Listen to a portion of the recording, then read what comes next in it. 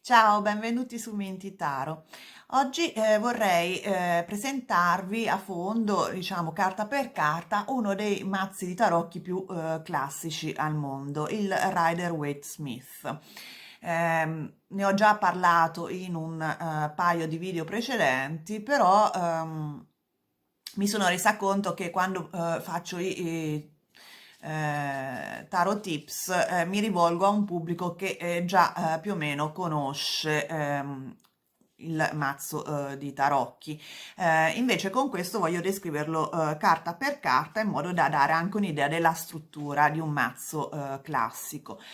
Questo è il mazzo che io consiglio per chi si sta approcciando ai tarocchi perché è estremamente intuitivo, come appunto ho detto in un video precedente di cui metto il link, parlo a fondo dei vantaggi di questo mazzo. È stato creato da Waite and Pamela Coleman Smith, che facevano parte di una loggia massonica inglese. Fu pubblicato per la prima volta dall'editore Rider nel 1909. Quindi questo è da questo deriva il nome del mazzo, Rider Waite Smith. Dunque, questo mazzo ha la particolarità di avere disegni in ogni carta, sia negli arcani minori che maggiori. Questo differenzia appunto dai mazzi più classici come quello di Marsiglia, dove gli arcani minori, a parte le figure, sono rappresentanti da simboli e non da disegni con delle figure in azione. Dunque adesso vediamo carta per carta, le appoggerò su questa scatola dell'oracolo della saggezza e intanto allora vediamo che questo è proprio il mazzo classico. I nomi qui sono in tedesco per il semplice fatto che l'ho comprato in Austria. Però insomma è proprio il disegno è quello, poi magari potete trovare i nomi in italiano, in inglese, dipende dalla lingua in cui lo comprate.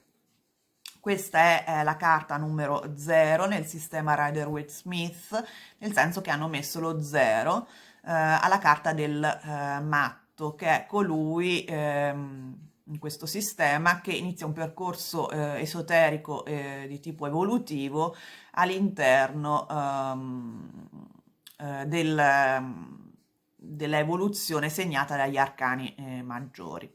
È un arcano maggiore a sua volta ed è appunto il matto.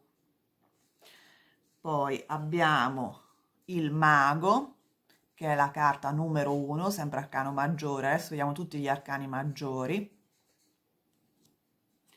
Abbiamo la gran sacerdotessa, che nel mazzo di Marsiglia viene chiamata papessa, e qui invece è proprio la gran sacerdotessa, che è la carta numero 2.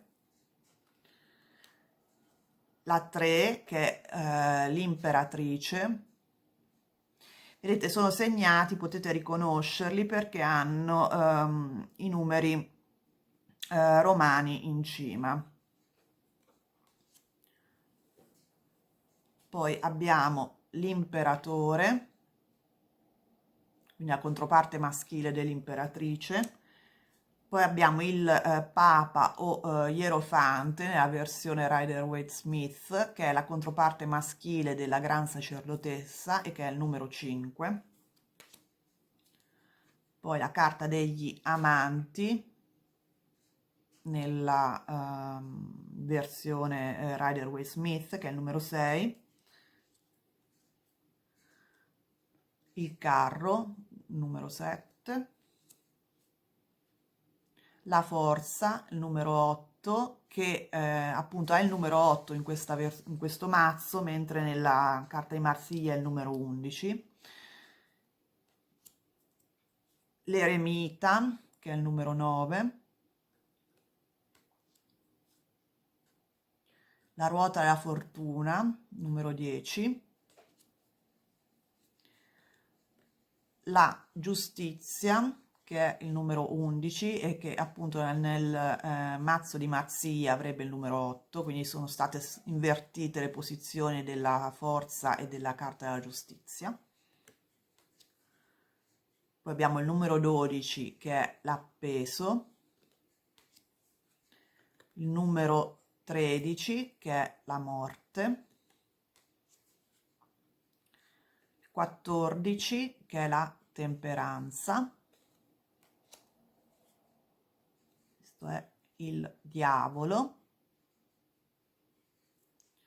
che è il numero 15,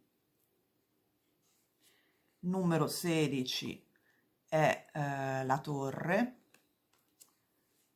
17 è, sono le stelle, la luna è il numero 18, 19 è il sole, il 20 è il giudizio e il 21, che è l'ultimo arcano maggiore, è il mondo. Questi sono gli arcani maggiori, che quindi appunto sono 22. Le carte numerate dall'1 al 21, più la carta 0 che è il matto.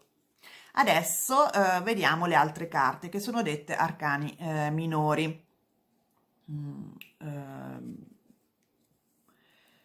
Gli arcani maggiori inizialmente venivano chiamati anche trionfi. Se volete più informazioni, vi consiglio di guardare 2 video che ho fatto sulla storia dei tarocchi, dove spiego anche l'origine del nome trionfi, arcani maggiori, eccetera, e minori. Dunque, gli arcani minori sono composti da 4 semi e molto simili alle carte da gioco italiane. Quindi abbiamo le coppe, i denari, i bastoni e le spade. Nel Rider-Waite-Smith vedrete che i denari sono stati sostituiti da quelli che vengono chiamati pentacoli, però è insomma la stessa cosa. E abbiamo le carte da 1 a 10, numerate da 1 a 10, più le carte personaggio o figure. Iniziamo con la carta, con il seme delle coppe. Abbiamo il numero 1, l'asso di coppe, il 2, 3, 4.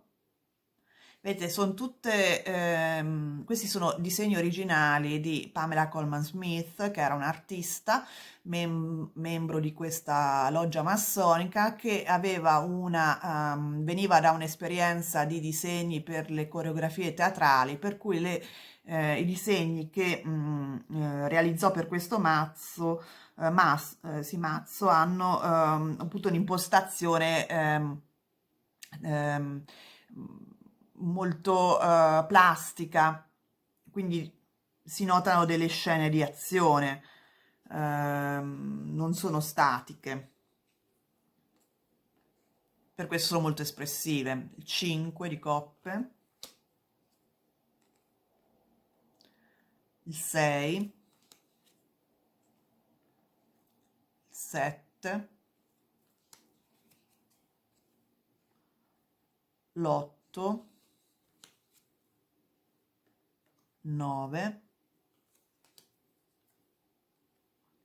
10, il fante di coppe, il cavaliere di coppe, la regina e il re di coppe. Vedete, sono dei disegni molto, molto carini, perché appunto hanno fondamentalmente uno stile da Liberty.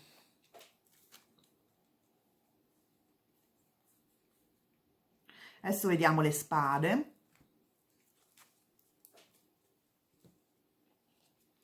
Abbiamo l'asso di spade, il 2 di spade, il 3, il 4, 5, il 6, il 7, l'8, 9 e il 10. E poi abbiamo il fante di spade, il cavaliere di spade, la regina di spade e il re di spade. Adesso vediamo i denari o pentacoli.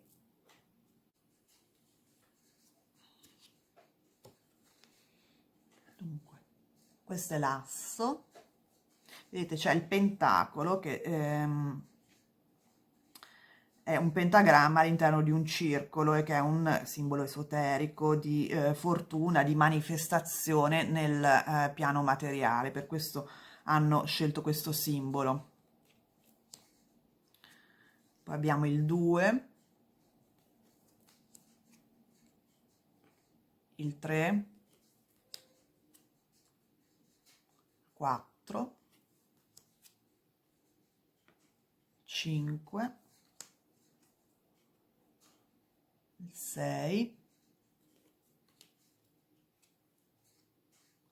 il 7,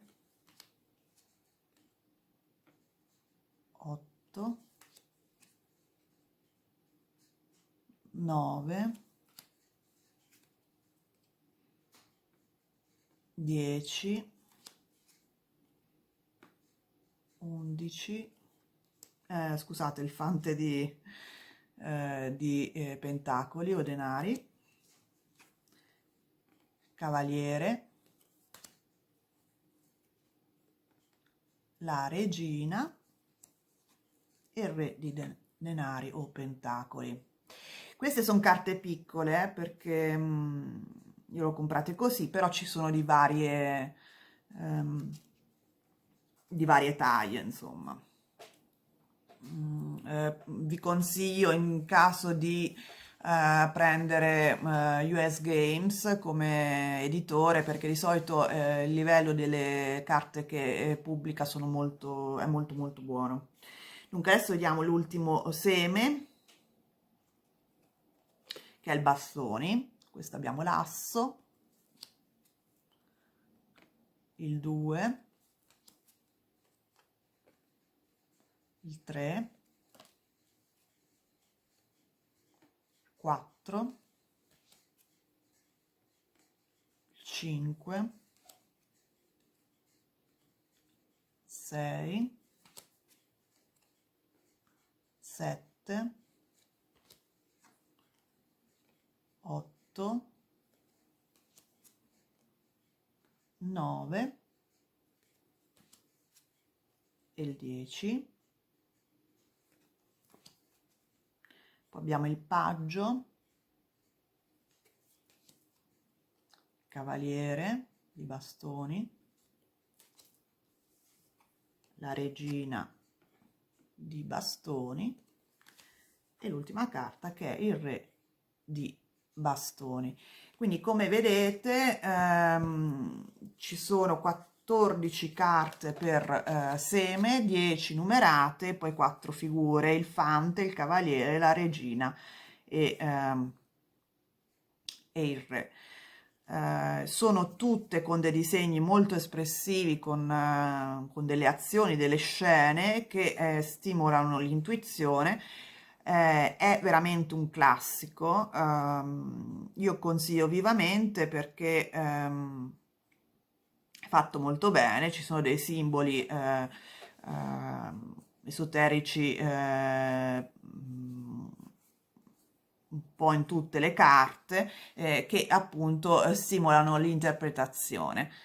L'ho voluto mostrare perché appunto magari se vi state per già approcciando diciamo ai tarocchi e non sapete bene che mazzo utilizzare, io sinceramente consiglio questo. So che nel continente europeo si usa solitamente il mazzo di Marsiglia, però è abbastanza difficile per chi è agli inizi.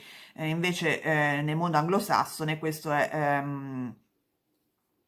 quello più popolare. Effettivamente aiuta molto chi è agli inizi, appunto. A parte che è un bellissimo mazzo con dei disegni molto belli. Bene, spero che questo video vi sia piaciuto, vi abbia aiutato. Se avete domande sui tarocchi o su come leggerli, scrivetele pure nei commenti. Se vi è piaciuto il video vi invito a mettere il like, a iscrivervi al canale e soprattutto attivare la campanella in modo da non perdere i prossimi video. E noi ci vediamo presto. Ciao!